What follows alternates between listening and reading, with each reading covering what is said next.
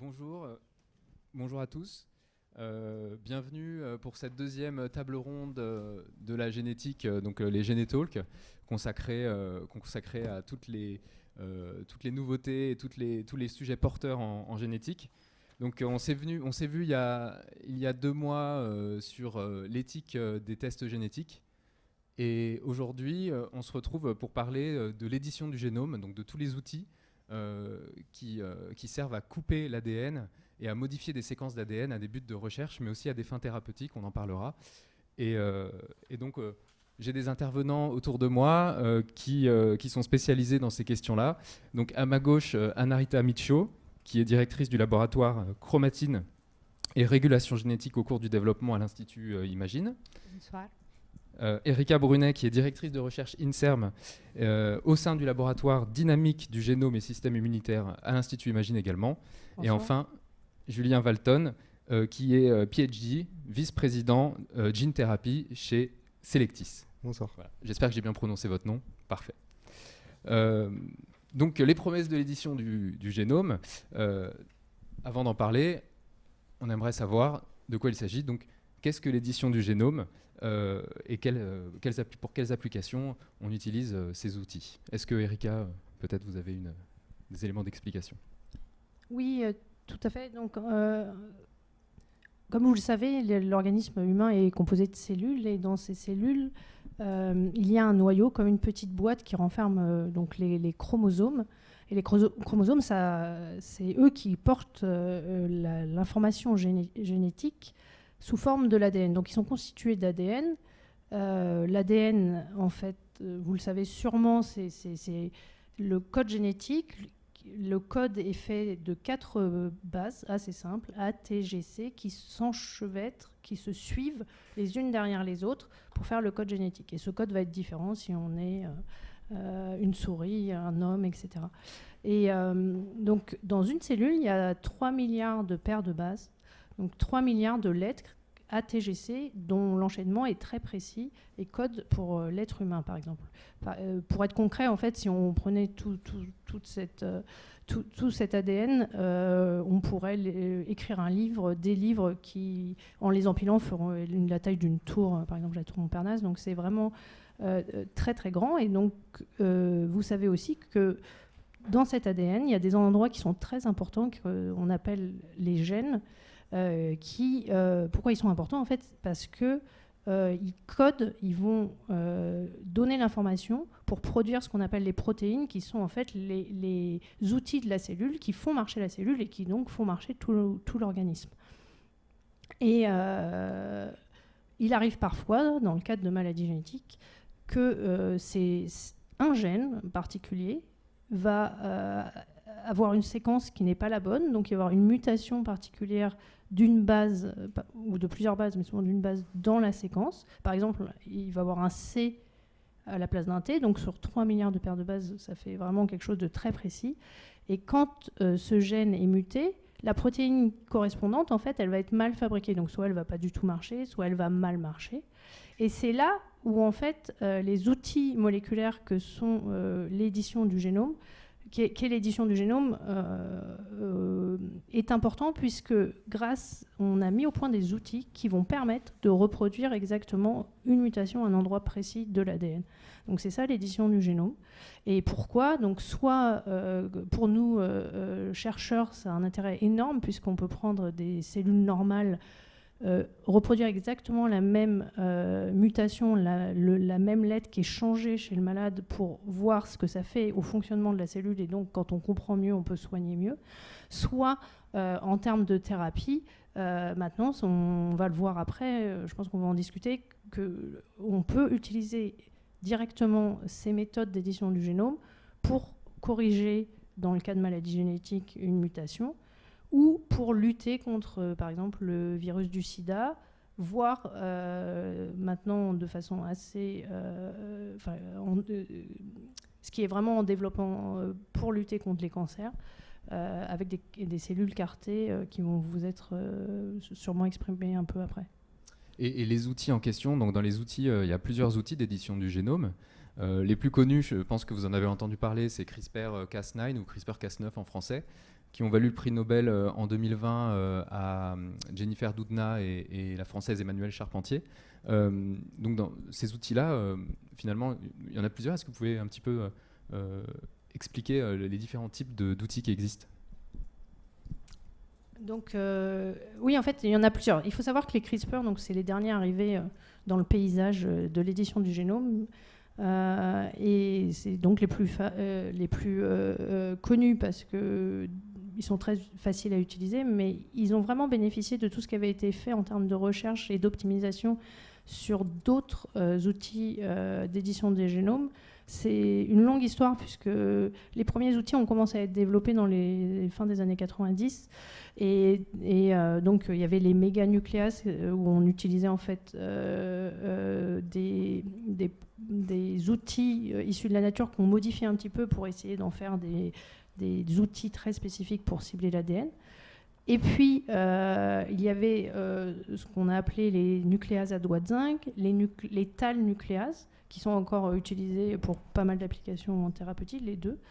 Et ensuite, les CRISPR nucléases. Donc, ils ont en commun ce terme de nucléase. Et donc, l'idée, c'est vraiment d'utiliser ces outils pour aller cibler une seule base sur l'ADN. Une seule séquence sur l'ADN. Ces outils, comment est-ce que vous pouvez expliquer le fonctionnement de ces outils un peu de façon simple, peut-être en commençant par CRISPR ? Alors les CRISPR, c'est assez simple puisque l'idée c'est vraiment d'aller... Donc dans la cellule, il y a de l'ADN qui est sous forme de chromosomes et donc l'outil va devoir aller chercher la bonne séquence et modifier la bonne séquence.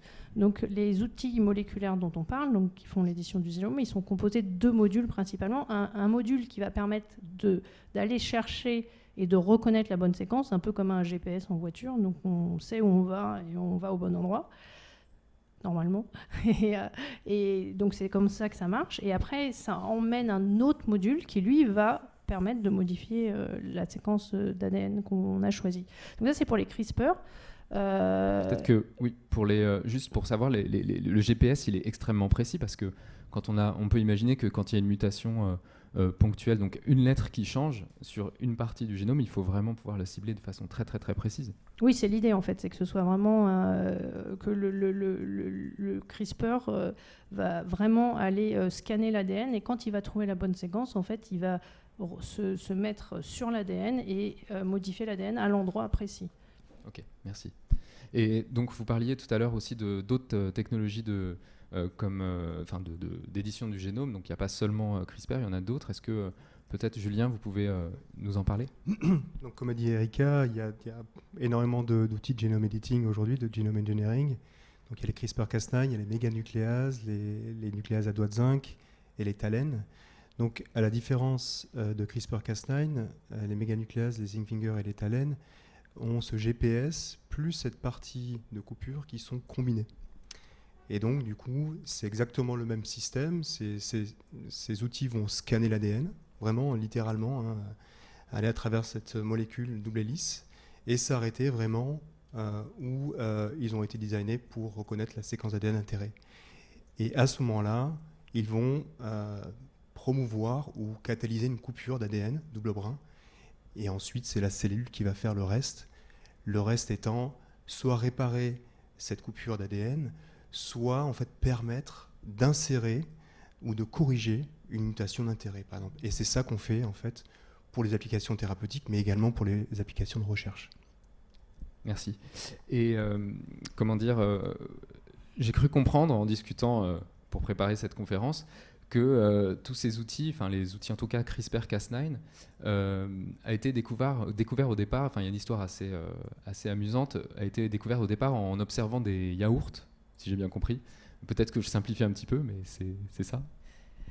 Oui, c'est presque ça. En fait, c'est une très longue histoire de chercheurs en recherche fondamentale, donc de bactériologues, qui en fait il y a plus de 20 ans, il y a des chercheurs japonais qui se sont intéressés à des séquences un peu étranges dans le génome des bactéries.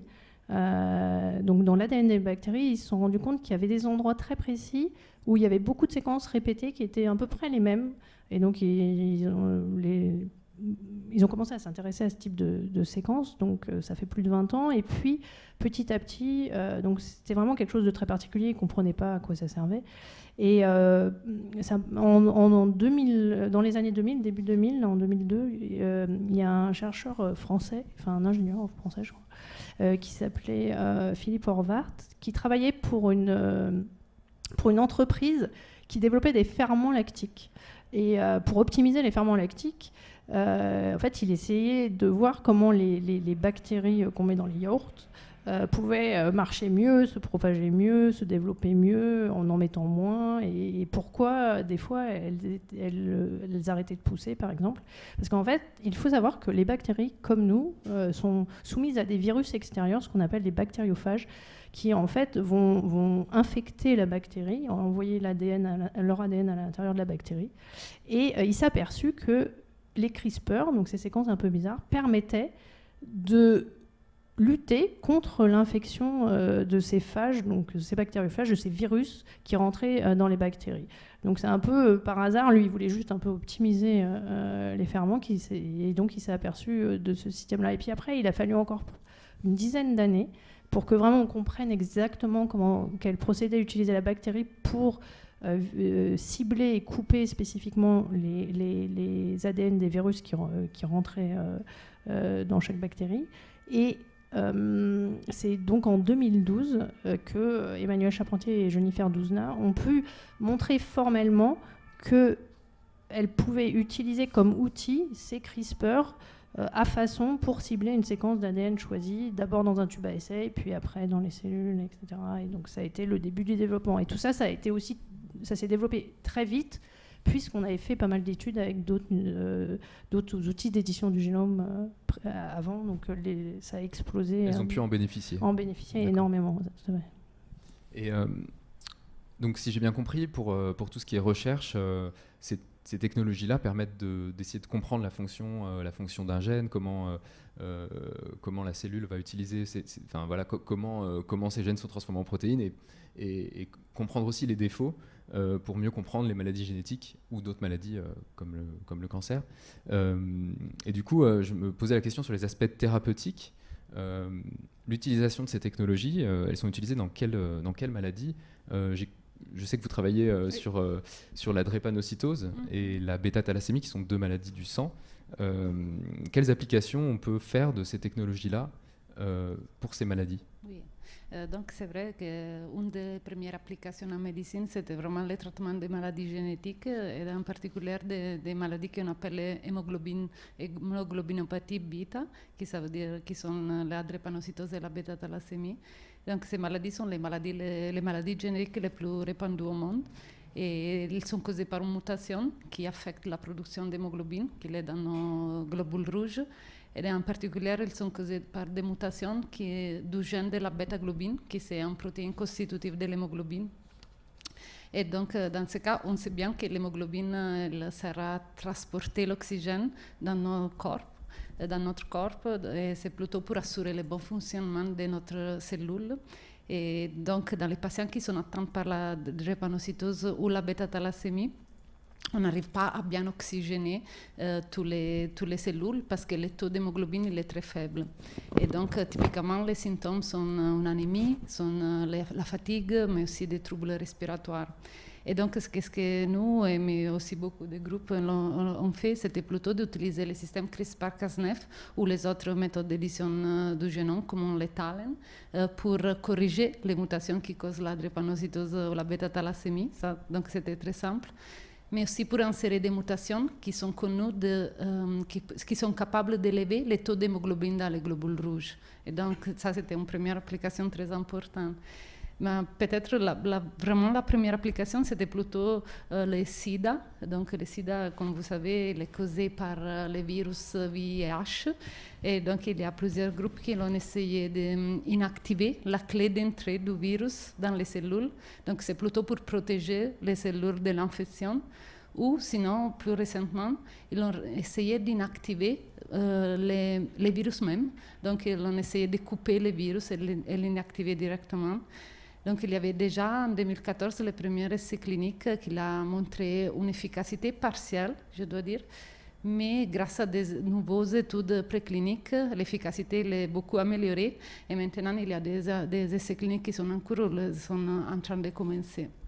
Après, bien sûr, il y a les cancers. Moi, je pense que Juliane elle peut plutôt commenter sur ça. Évidemment, le cancer mais c'est pas directement traiter la mutation du cancer, mais c'est plutôt essayer de reprogrammer des cellules du système immunitaire pour aller débusquer et tuer le cancer, c'est ça? Oui, exactement. Donc là, Anarita vient de donner une image, une application des outils de genome editing en fait, pour corriger une mutation associée à une maladie génétique. Ces outils peuvent être également utilisés pour reprogrammer la fonctionnalité de certaines cellules, comme les globules blancs, les cellules T, qui, comme vous le savez, sont des cellules cytotoxiques, tueuses, et qui sont généralement qui dirigent leur activité cytotoxique contre des cellules qui sont infectées par un virus, par une bactérie, etc. Là, ce que l'on fait, ce qu'on arrive à faire dans la communauté scientifique, c'est reprogrammer cette activité cytotoxique pour non pas tuer les cellules infectées par un virus, par une bactérie, mais plutôt les cellules cancéreuses. Comment on fait ? Eh bien, c'est tout simple en fait. On reprogramme ces cellules, donc on leur rajoute une phrase ADN, un code d'ADN qu'ils savent traduire en une information qui vont leur dire ne reconnaît pas le virus ou la bactérie, mais reconnaît plus le cancer. Et donc ça, c'est une reprogrammation génétique qui fait intervenir ces outils de genome editing. Et en gros, pour vous donner une image, on reprogramme une armée à l'extérieur du corps. En fait, on récupère ces lymphocytes T, on les reprogramme avec ces outils de genome editing, on les expand à l'extérieur du corps et on les réinjecte chez le patient. Et quand je parlais d'armée, en fait, on reprogramme une armée de cellules lymphocytaires. Pourquoi ? Parce que on les entraîne vraiment à reconnaître le cancer et à s'activer, proliférer pour le tuer efficacement.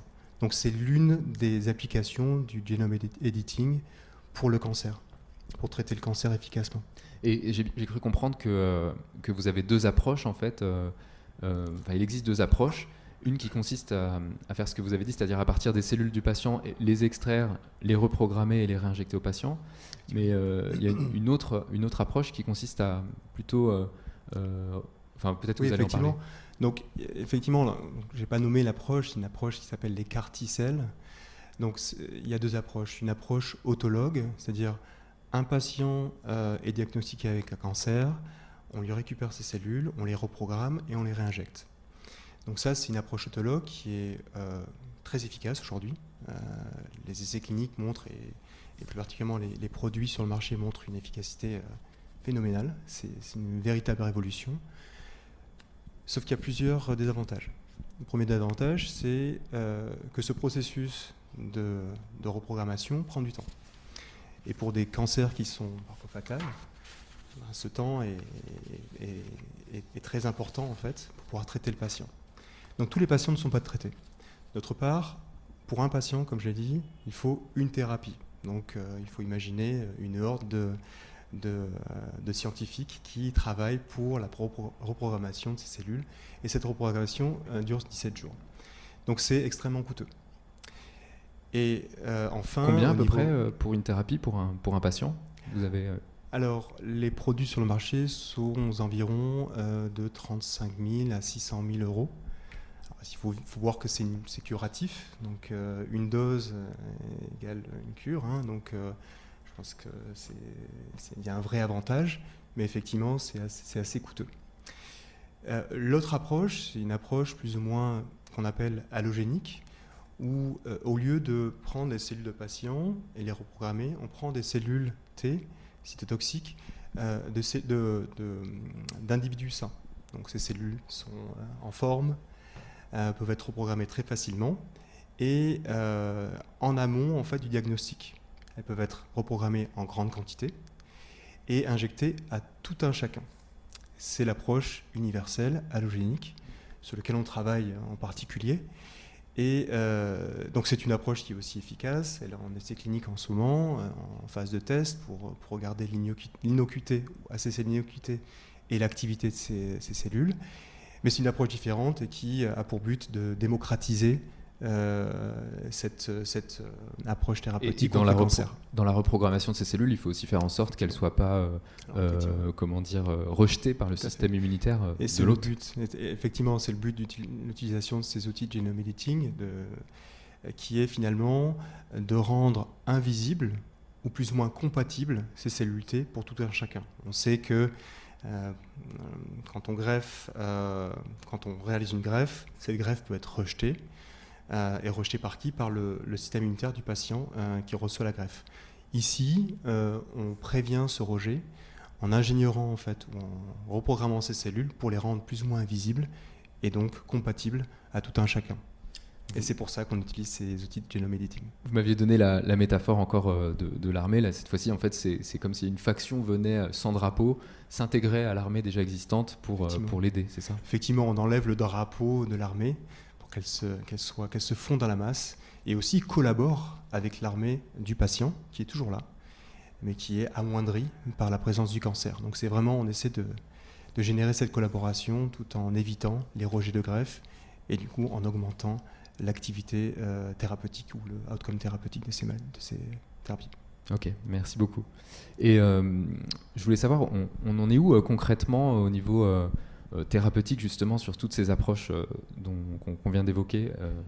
Peut-être on peut commencer par la drépanocytose. Oui, effectivement, aujourd'hui on a calculé, vraiment pour la conférence, on a essayé de calculer les nombres des essais cliniques qu'ils utilisent tous, les CRISPR-Cas9, les TAL, les zinc finger nucléases. Il y a déjà plus d'une centaine d'essais cliniques qui utilisent ça.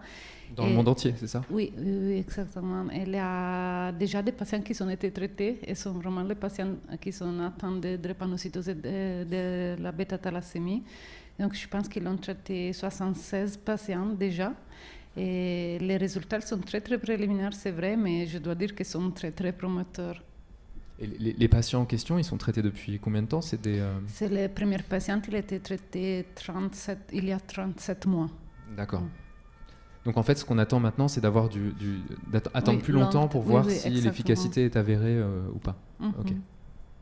Et dans le cancer, peut-être Alors dans le cancer, donc l'approche autologue est déjà commercialisée, mais l'approche universelle que nous développons est en phase d'essais cliniques. Et il y a plusieurs essais cliniques aujourd'hui, une dizaine d'essais cliniques en parallèle.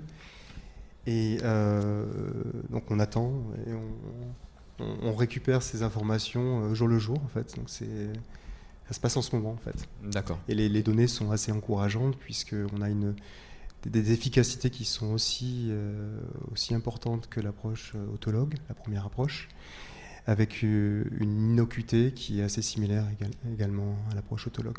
D'accord. Et encore combien de temps faut-il attendre pour savoir si ces approches peuvent être efficaces? Est-ce que c'est plutôt de l'ordre de 5 ans, 10 ans? Est-ce que je pense qu'on est sur l'ordre de 2-3 ans. D'accord. Ok. Et ces approches justement d'édition du génome, elles sont encore perfectibles. Dans le futur, comment ces techniques pourraient être améliorées? Oui, d'abord, je dois dire que les systèmes CRISPR-Cas9, comme les TALEN, ils sont vraiment très puissants aujourd'hui. Et donc, ils sont beaucoup utilisés dans la recherche. Mais c'est vrai que pour des applications en médecine, le système est encore perfectible. Donc, tout d'abord, on peut augmenter la précision. Donc, Eric avait dit que c'est vrai que les CRISPR-Cas9 et les autres outils, ils peuvent couper une base sur 3 milliards de bases. Mais il y a des cas où le CRISPR-Cas9 ne coupe pas seulement au bon endroit, mais il peut couper ailleurs. Et il peut, par exemple, couper dans un gène qu'on ne veut pas cibler, qu'on ne veut pas inactiver. Et donc, mais la chose, c'est qu'on peut étudier ça. On peut voir si un système spécifique, il coupe ailleurs. Et dans ce cas, on peut essayer de l'éviter. Donc, il y a beaucoup de groupes de recherche qui ont essayé de produire des Cas9 qui sont plus précis et plus spécifiques. Et ça, sont en cours d'être testés aussi dans des essais cliniques.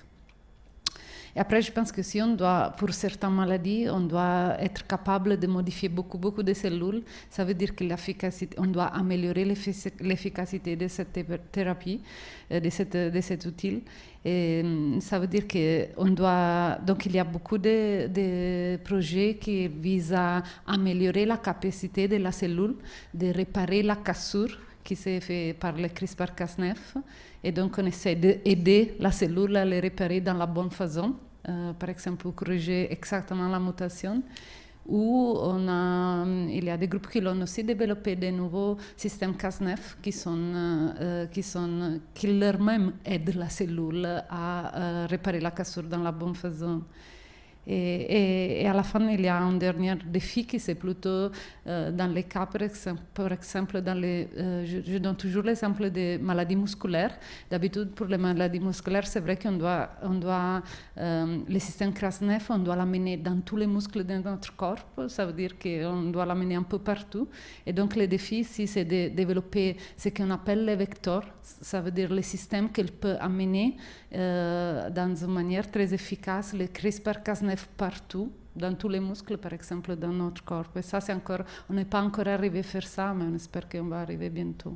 Après, il faut cibler aussi un tissu particulier sans que ça aille ailleurs, quoi. C'est ça aussi exactement. l'enjeu. Ça, c'est un défi, mais ça, c'était un défi aussi de la thérapie actuelle génique. Donc, ça, c'est toujours d'essayer d'être le plus spécifique possible. Ça. D'accord. C'est ce que vous appelez en biologie la spécificité, oui, c'est ça? Exactement. Okay. Et il y a aussi d'autres types de techniques qui sont un petit peu on va dire, les techniques d'édition du génome du futur. Est-ce que vous pouvez nous en parler Oui, c'est plutôt, il y a une nouvelle version 2.0 du système CRISPR-Cas9 qui s'appelle le base editing, qui peut aussi modifier une seule lettre de l'ADN, mais sans couper dans l'ADN. Ça veut dire que dans ce cas, on ne va pas risquer les dommages collatéraux qu'on peut avoir quand on va casser l'ADN. Et donc, typiquement, le base editing il peut être utilisé pour des maladies qui sont causées par la mutation d'une seule lettre. Et ça, c'est le cas de la drépanocytose.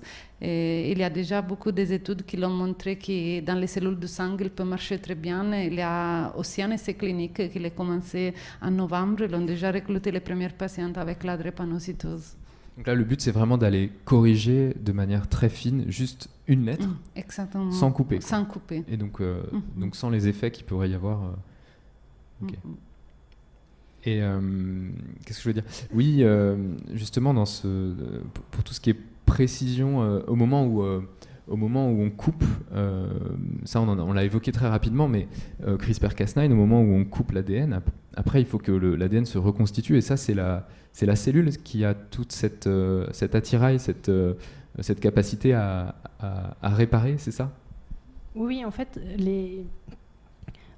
il faut savoir que les cellules sont soumises à des agents extérieurs, mais aussi intérieurs, qui font que leur ADN est coupé de façon normale, et donc elles ont développé des systèmes pour réparer cet ADN. On imagine bien que quand l'ADN c'est comme une ficelle, donc on la coupe pour pas perdre ce qui est à la jonction de la cassure, il faut réparer. Donc elles ont développé plein de systèmes de réparation d'ADN assez efficaces, heureusement, parce que sinon on aurait des mutations tout le temps et partout.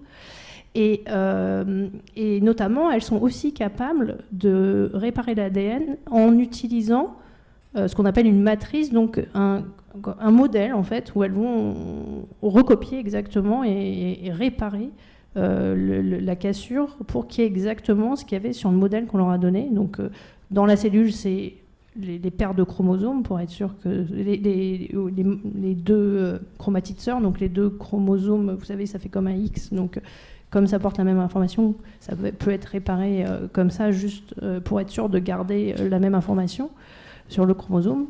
Mais nous, en fait, les chercheurs, on a utilisé cette voie de réparation Et on peut en effet donner, c'est un peu comme le traitement de texte où on va réécrire dessus, et là on peut donner une matrice, donc un modèle pour réécrire ce qu'on veut.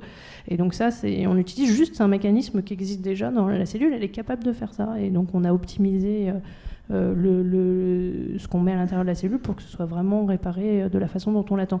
Donc c'est vraiment, à la fin, et l'outil et le fait de pouvoir corriger comme on veut, au départ, c'est déjà des choses qui naturellement existent, et les chercheurs ont juste utilisé et un peu modifié pour pouvoir les utiliser de façon à façon, en fait, comme ils le voulaient. Donc c'est vraiment ça, c'est tout. La cellule sait réparer une cassure d'ADN. D'accord. Et dans les technologies aussi un peu du futur, il y a ce qu'on appelle le prime editing. Alors là, dans ce cas-là, c'est qu'on va plus modifier une lettre, c'est ça, mais on va pouvoir modifier un ensemble de lettres, un peu comme sans avoir à couper l'ADN, sans avoir coupé les brins d'ADN. C'est un peu comme si on avait le traitement de texte ultime qui permet d'aller corriger vraiment une séquence. Parce qu'en fait, c'est ça, les maladies génétiques, c'est pas forcément... Là, dans le cas de la drépanocytose, c'est une lettre, mais ça peut être aussi plusieurs lettres, toute une séquence de lettres qu'il faut rétablir, c'est ça?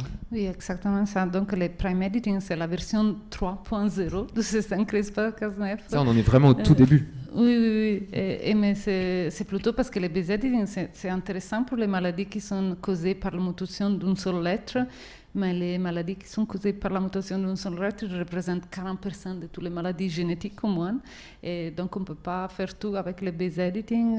Donc, il est très efficace, mais on ne peut pas faire tout. Et donc, le prime editing, c'est exceptionnel parce qu'on peut vraiment faire tout.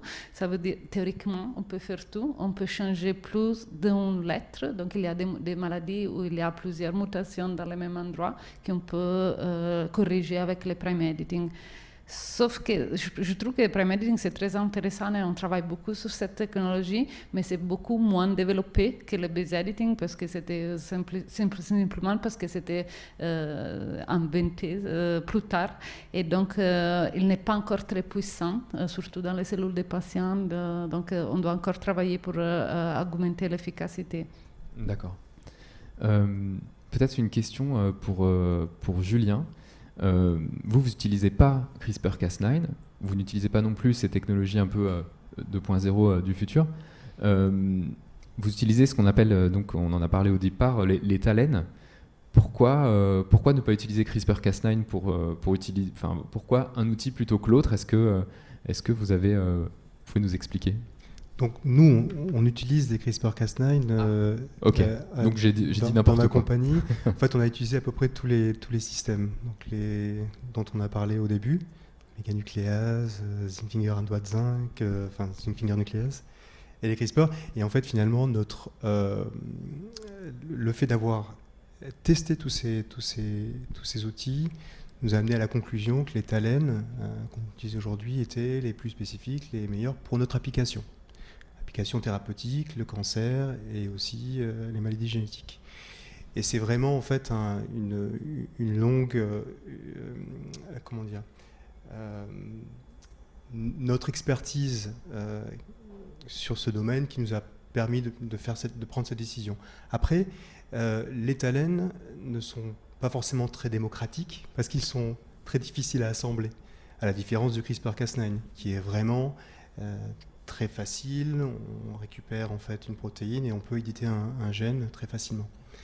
Les TALEN, c'est assez différent, mais on a l'expertise pour les assembler et aujourd'hui c'est notre outil de choix. Quand vous dites que c'est plus démocratique, ça veut dire que par exemple dans les laboratoires de recherche à des fins de recherche académiques fondamentales, oui. C'est difficile. Moi, j'avais commencé avec le CRISPR-Cas9, mais la raison c'était plutôt parce que c'était très facile de les assembler, donc je n'avais pas l'expertise avec les TALEN. C'était plutôt vraiment ça. Oui, parce qu'en fait, on les a utilisés en laboratoire aussi, les TALEN, mais après, il y a une question d'échelle de temps également. Et c'est vrai que même dans des laboratoires qui savaient assembler les TALEN, ça prenait bien 3 semaines pour juste arriver à avoir le produit qu'on va pouvoir tester, etc. Il faut l'échelle de temps. Et maintenant, avec un CRISPR dans un laboratoire, on design en 1 heure, 1 heure et demie. Et puis après, on teste le surlendemain presque. Donc en fait, c'est quelque chose qui est vraiment... Je pense que la facilité d'utiliser les CRISPR n'a rien à voir avec le fait qu'ils sont vraiment plus spécifiques, moins spécifiques, plus efficaces. C'est vraiment la flexibilité de l'outil qui en a fait un outil... À quel type de questions scientifiques on peut réussir à répondre avec... on a parlé là des applications médicales, mais en recherche, quel type de recherche on peut mener grâce à CRISPR qu'on ne pouvait pas faire avant? À quel type de questions scientifiques? On parlait de la fonction des gènes, mais... Ils sont utilisés vraiment... Enfin, il y a plus de 5000 publications par an qui utilisent les CRISPR, c'est énorme en fait. Ça a complètement explosé. L'utilisation de l'édition du génome en général a complètement explosé avec la facilité d'utiliser le CRISPR en recherche. Les applications sont complètement variées. On peut par exemple travailler toujours sur le cancer pour essayer de comprendre vraiment comment une cellule normale devient une cellule cancéreuse dans un cas particulier de cancer, parce que vous savez, souvent dans les cancers, donc justement il y a des mutations dans les cellules qui sont cancéreuses, et donc on peut reproduire ces mutations pour comprendre quel est le rôle et comment un type cellulaire particulier va donner un cancer particulier. Mais ça peut être aussi des applications beaucoup plus générales et en tout. Par exemple, il y a des laboratoires qui essayent de remettre des variants qui étaient trouvés dans des cellules de Néandertal, de l'homme de Néandertal, pour voir comment un cerveau va, sur des modèles de cerveau, comment ça va évoluer, s'ils ont plutôt les cellules de Néandertal ou de l'homme moderne, et voir pour comprendre un peu les mécanismes d'évolution. Donc c'est vraiment des choses, c'est utilisé vraiment pour plein de choses et pour comprendre plein de mécanismes, pour le développement, l'importance d'un gène dans le développement, etc. Finalement, je ne sais pas si ça va être la bonne comparaison, mais quand le microscope est arrivé, on a pu observer des choses et comprendre des choses. Et là, c'est un peu la même chose. C'est-à-dire que c'est un outil qui agit sur un système biologique, mais qui nous permet aussi de le comprendre. C'est ça? Oui, c'est ça. C'est vraiment le bistouri moléculaire où on va aller chercher, on va faire exactement ce qu'on a voulu. Vous dites pas ciseaux moléculaires, vous dites bistouri moléculaire. Bistouri, c'est encore plus précis. Non okay. Voilà, le chirurgien doit être très précis. Et c'est vrai que là, c'est un peu l'idée. On va faire exactement ce qu'on veut pour comprendre quelque chose de très particulier. Encore, parmi toutes ces paires de bases, ces 3 milliards de paires de bases, on peut choisir de comprendre l'activité et l'action d'un gène particulier dans un contexte particulier de développement, de développement de cancer, de développement d'organes, etc. Donc c'est vraiment... Ça, on peut dire que c'est quand même une révolution, en fait, parce que ces outils de gene editing ont permis vraiment de faire ces études très rapidement, alors qu'on pouvait passer une vie à comprendre ces mécanismes-là. Aujourd'hui, effectivement, on fait un design en 3 minutes, on achète le CRISPR, on fait l'inactivation du gène et on comprend un petit peu le rôle de ce gène, par exemple. Donc c'était vraiment une révolution, et ça l'est toujours. Un vecteur d'accélération. Exactement. Mais ça peut être aussi utilisé pour des choses...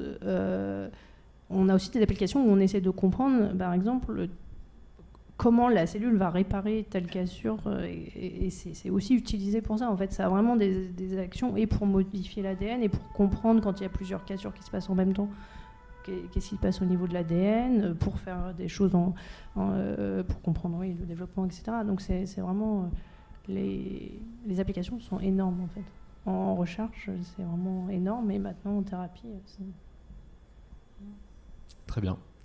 On va peut-être passer aux questions du public.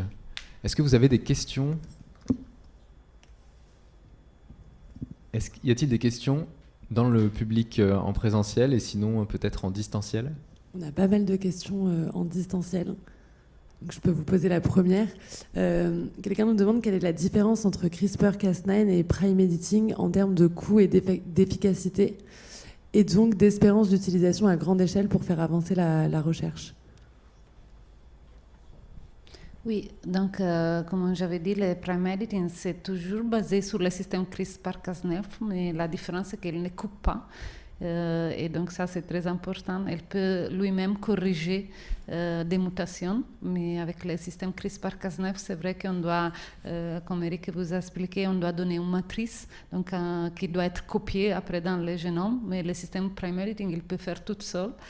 et, sauf qu'elle ne marche pas encore très bien. Ça, c'est la deuxième différence. Et donc, pour les coûts, c'est plutôt pour la recherche. Je trouve qu'ils ne sont pas très chers, pas du tout. Donc, ça, c'est vaste. On peut faire beaucoup de choses. On peut aussi les utiliser pour inactiver en même temps 20 000 gènes, tous les gènes qu'on a dans une expérience. Donc, ce n'est pas trop cher. Mais pour les applications thérapeutiques, on ne sait pas encore. Donc, il y a des essais cliniques qui sont en cours. Donc, il y a l'essai sur la drépanocytose. Moi-même, j'avais demandé il y a un mois combien il va coûter et ils vont sortir les prix à la fin de 2023. Mais je dois dire qu'il va être, je ne sais pas qu'est-ce que tu penses, Juliane, mais je pense qu'ils vont être beaucoup moins chers des thérapies géniques actuelles, qui peut-être vous savez qu'ils sont basés sur l'utilisation des vecteurs lentiviraux, surtout pour la drépanocytose. Et là-bas, on a des prix énormes maintenant. Il y a un prix pour la drépanocytose, plus ou moins pour la bêta-thalassémie aux États-Unis, qui c'est un prix de 2,8 millions d'euros. C'est 2,8 millions pour un patient? Oui. S'il ne marche, il te rembourse. C'est ça. Ah, okay. Et pour l'hémophilie, c'est 3,5 millions. Et donc, c'est ça. Donc, c'est qu'on espère qu'avec, au moins pour les maladies du sang, on n'utilise pas de vecteurs. Donc, on fait des trous dans la cellule et on amène le CRISPR-Cas9. Donc, on amène la protéine, on amène l'ARN. Donc, ce sont des choses qui peuvent être produites avec un coût raisonnable. Donc, ça, c'est l'espoir. Merci beaucoup. On avait une question qui rejoignait un peu celle-là. CRISPR est-il efficace quel que soit l'âge du patient ou doit-il être utilisé dès le plus jeune âge si l'on souhaite des résultats probants? Ça, c'est plutôt en général que le mieux, c'est de traiter les patients quand ils sont des enfants non lavés avec les vecteurs lentiviraux. Et ça, c'est parce que, au moins pour les maladies du sang, les cellules qu'on va traiter, ils sont plus jeunes, donc ils sont plus performants. Ils peuvent être beaucoup mieux modifiés et ils sont vraiment résistants à la thérapie qu'on fait, parce que dans tout cas, on fait des trous dans la cellule, mais si tu vas traiter des cellules qui sont jeunes, les cellules sont bien résistantes. Donc, le mieux, c'est de traiter les patients quand ils sont très jeunes. Et pour le cancer, non? Pour tout ce qui est... les leucémies, c'est pas forcément des enfants, ça peut être des adultes qui sont traités. Ça peut être du pédiatrique aussi. Des enfants sont traités aujourd'hui, comme des gens d'un certain âge, des seniors. L'efficacité, finalement, est plus ou moins la même, parce que les cellules sont plus ou moins les mêmes, les gènes sont les mêmes à modifier. Donc je dirais qu'il y a de l'espoir pour tous les patients, de 7 à 77 ans, voire plus. Et pour moi aussi. D'accord. Je ne sais pas s'il y a des questions dans la salle. Dans la salle, vous avez des questions? Il ne faut pas avoir peur de poser sa question. Ne soyez pas timide. Non, il n'y a pas de questions bêtes. Il y a des réponses bêtes. Ok. Moi, je voulais vous dire, parce qu'en fait, depuis tout à l'heure, vous dites que c'est mieux de ne pas couper. Et du coup, je voulais savoir, c'était quoi les dangers de couper l'ADN? Oui, les conséquences, en fait. En fait, les dangers de couper l'ADN, c'est... alors, il y a plusieurs dangers. Le premier, c'est quand on coupe l'ADN, donc c'est comme une ficelle, si on la coupe, les deux morceaux, ils risquent de s'échapper. Et s'ils s'échappent, en fait, ils peuvent aller se mettre à un autre endroit. Il suffit qu'il y ait une autre coupure due au fait que... il y a eu un agent chimique ou quelque chose qui a un peu abîmé l'ADN. Et dans ce cas-là, le morceau d'ADN, il peut se déplacer et se mettre avec un autre morceau d'ADN. Et donc, le génome, il a ce qu'on appelle réarrangé. C'est-à-dire qu'il est la même chose, sauf qu'il y a un morceau qui n'est pas au bon endroit. Et donc, c'est ce qu'on appelle des translocations, des remaniements chromosomiques. Et ça peut être dangereux en termes... en particulier, les cellules cancéreuses, ils ont ce type de remaniement. Parce que si à l'endroit où on a remanié l'ADN, relié l'ADN, s'il y a des gènes, en fait, ça peut faire que le gène ne marche plus ou qu'il se met à marcher alors qu'il ne devrait pas marcher dans ce type cellulaire, etc. Donc ça, c'est un des dangers, c'est que les morceaux d'ADN bougent. Donc ça arrive pas très souvent, mais on sait que ça arrive. L'autre chose, c'est quand on coupe, donc on veut essayer de faire la mutation ciblée. Donc, comme on l'a expliqué, quand on veut faire une mutation particulière ou plusieurs mutations particulières, on met une matrice modèle. Donc, on utilise ça. Mais il faut savoir qu'en même temps, le fait de couper, des fois, on perd un peu des bases à la jonction, en fait. Encore une fois, c'est parce que comme il y a un espace, c'est plus protégé. Et donc, ça peut être un peu enlevé, modifié. Et ça, c'est quand même aussi potentiellement mauvais pour la cellule. Donc, c'est un peu ça, le fait de ne pas couper. On garde l'intégrité physique de l'ADN, c'est-à-dire qu'il reste un lien pas cassé. Et donc, on peut modifier plus simplement. On se dit que les extrémités, elles vont pas... c'est moins risqué, en fait. C'est pour ça. Donc, c'est l'idée. Ce n'était pas une question bête, pas du tout. C'est ça. C'était pas du tout bête, la question. Au contraire. Parce qu'on s'en préoccupe vraiment, en plus. C'est vraiment quelque chose dont on se préoccupe. Du coup, il y a une autre question où il y a plusieurs questions en une, et un bout de la question, vous avez peut-être un peu déjà répondu, mais c'était quels sont les risques de la technique du CRISPR? Le corps peut-il rejeter la greffe après la modification des gènes? Et quelles sont les alternatives ou moyens justement pour y remédier? Je n'ai pas bien compris. Pour le rejet. Donc, oui, les problèmes liés à CRISPR, c'est ce que disait Erika, c'est quand on coupe l'ADN, on peut avoir des réarrangements chromosomiques qui peuvent être très délétères. Dans le cas d'une thérapie génique ou autre. Les alternatives, elles sont là en fait, c'est les versions 2.0, 3.0, voire 4.0 qui ont été évoquées jusqu'à présent. On ne va pas couper, on va faire juste un petit nick, on appelle ça comme ça, ou alors on va aller gommer la phrase ADN sans la couper.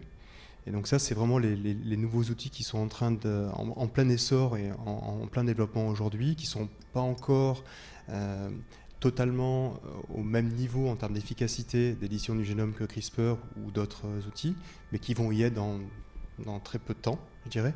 Et donc voilà, c'est ça les alternatives, c'est éviter de couper, même si la coupure peut être tout à fait impliquée dans des produits thérapeutiques. On le sait, on le fait aujourd'hui.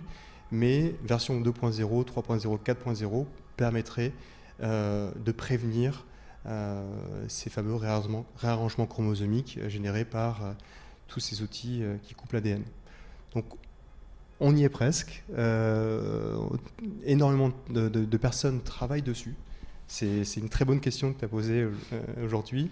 Il y a je ne sais pas combien d'équipes qui travaillent beaucoup sur cette thématique-là de safety, d'innocuité.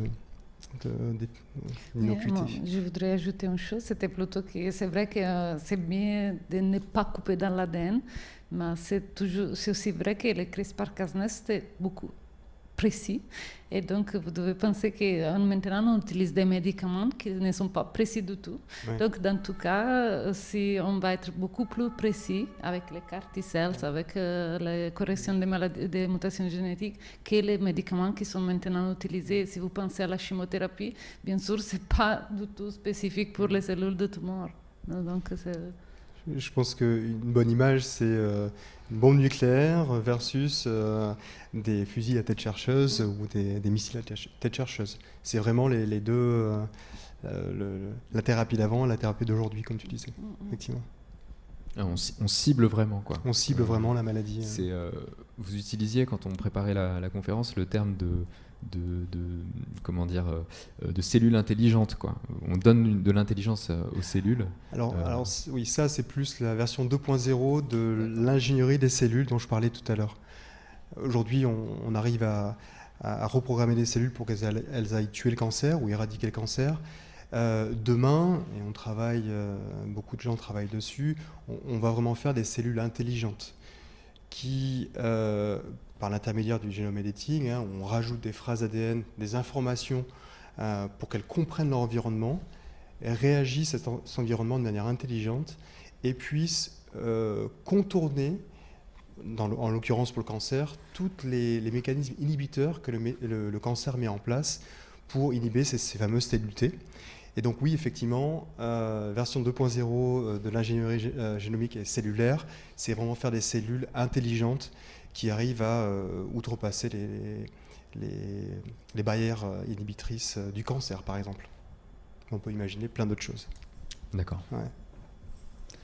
Oui, parce qu'en fait, les tumeurs, elles font tout pour surtout pas être reconnues par le système immunitaire. Donc nous, l'idée, c'est vraiment d'aller les cibler, donc de faire le contraire de ce que la tumeur a développé comme mécanisme de se cacher, un peu comme les capes magiques où on devient transparent, c'est un peu ça.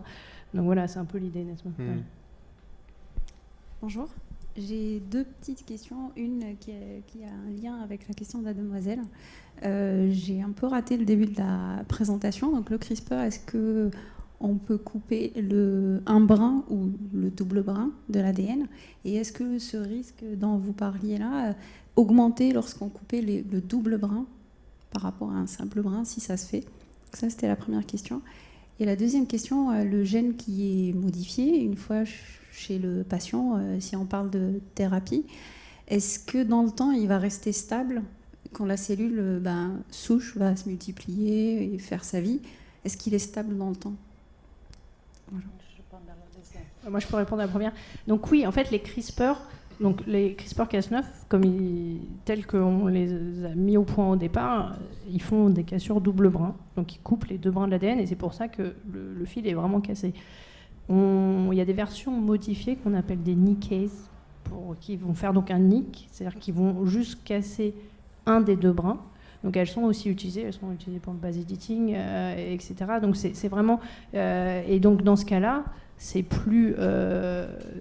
moins nocif pour la cellule, aussi parce que l'ADN reste... avec un seul brin, il reste maintenu ensemble. Et donc la cellule peut réparer juste la base manquante, et le brin cassé et potentiellement insérer une nouvelle base, etc. Et donc il y avait la fin de la question, il y avait quelque chose d'autre. C'est la maintenance de la modification, peut-être? Non.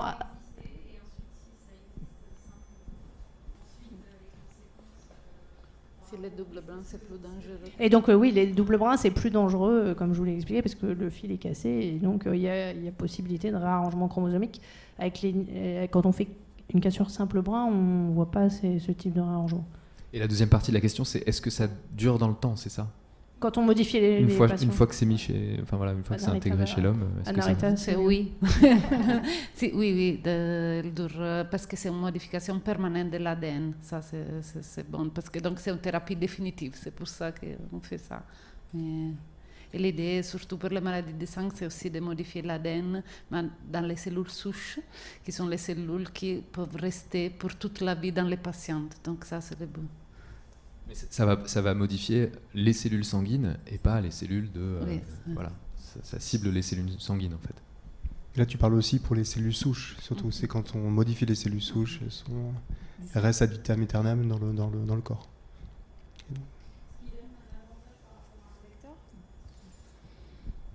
Vous pouvez reposer la question juste dans le micro. Ce qui donnerait un avantage au CRISPR par rapport au vecteur non, c'est toujours aussi l'intégration du vecteur, c'est permanent.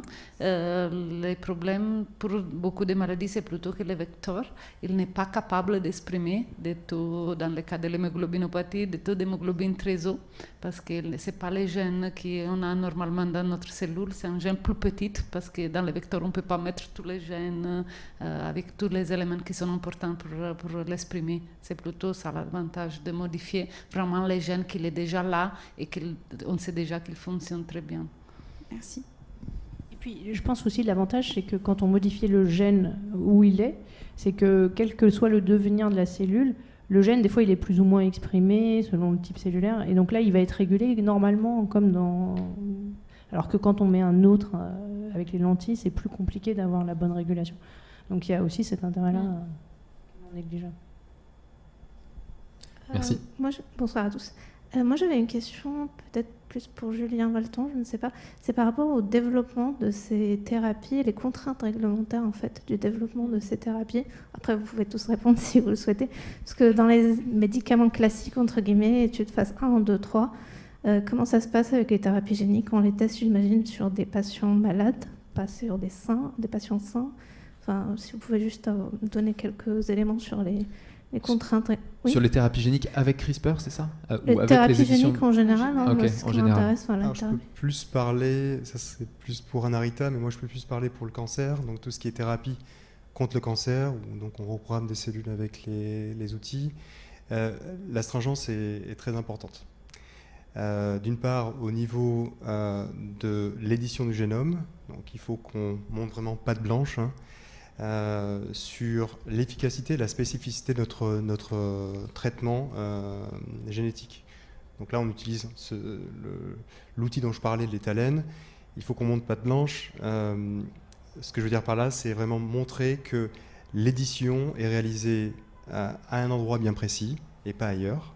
Donc on a toute une batterie de tests qui nous permettent de déterminer où se passe la coupure de manière dans tout le génome. Donc ça, il faut qu'on montre ces datas-là au niveau réglementaire. Donc et là, c'est vraiment très stringent.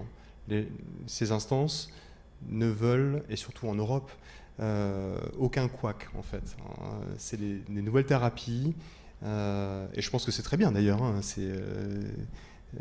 Pharmacovigilance, c'est très important. Donc oui, c'est très stringent et on est très concentré sur ce point-là. Je ne sais pas si j'ai répondu à ta question. Si, ça répond en partie à ma question. Du coup, on ne teste que sur des patients malades, on est d'accord? Il n'y a pas d'essai sur des patients sains?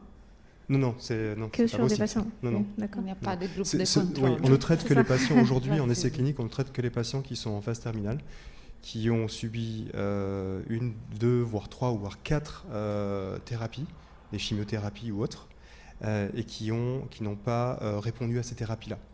Donc c'est des patients qui n'ont plus d'options.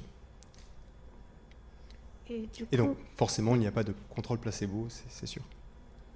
Et peut-être question bête, je ne sais pas, mais en un médicament, il y a les études de pharmacocinétique. Donc là, on ne parle pas de pharmacocinétique. Est-ce que du coup, on modifie le gène en fait, avant d'injecter les cellules dans le corps, c'est ça? Donc Oui, alors on entend un peu mal à cause des klaxons dehors. J'ai entendu pharmacocinétique, j'ai entendu... mon masque. Non, en fait, je voulais savoir au niveau des études, il n'y a pas d'études de pharmacocinétique, j'imagine. C'est plutôt des biodistributions. Biodistribution. Comment ça se passe? Alors, c'est pas des petites molécules, effectivement, c'est on parle de cellules. Donc oui, effectivement, on suit l'évolution de ces cellules au cours du temps. On a différents marqueurs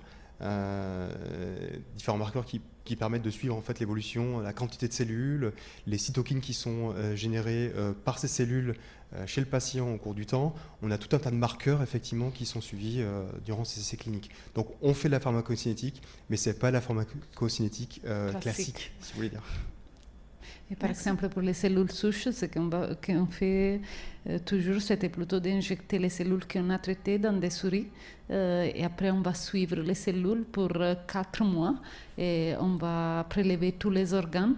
On doit, par exemple, montrer qu'on a modifié, dans notre cas, seulement les cellules du sang, parce qu'on ne veut pas modifier des autres cellules. Et donc, on va prélever tous les organes. Et c'est ça, une chose que c'est toujours demandé par l'ANSM ou l'EMA. Contrôler que ce qu'on fait est spécifique de ce qu'on est censé faire. Bien. Ok. Écoutez, on a peut-être le temps pour une toute dernière question.